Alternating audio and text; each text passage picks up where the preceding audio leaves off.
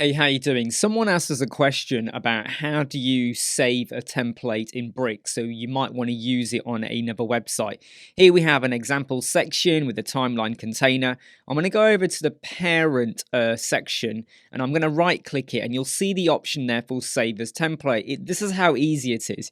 You just click save as template and then what you're going to do is give it a name. I've called it timeline. I'm going to set the template type to be section, so you do have options down here for what you want to go for.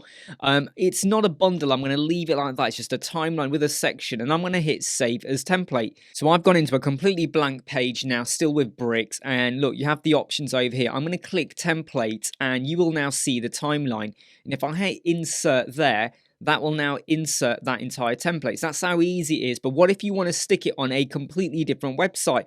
Well, you have the option over here to export. So when you hit export, look, that's now exported over to where it needs to go. Go over to bricks, go over to templates like that, click that, and then I would say import template, and then look, you pick your file. Look, I'll do it.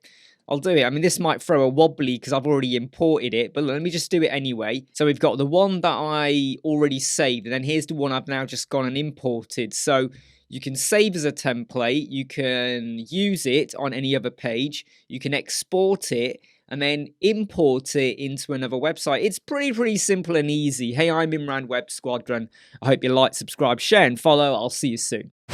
Never break, always fight, never quit, do it right, play the game, win it life, have no shame, there's no time, feel the pain, live the grind, I could change, in my mind, pick a lane, commit and climb, the only way to win it life, I never miss, that's fact, taking big swings, bitch, hand me the bat.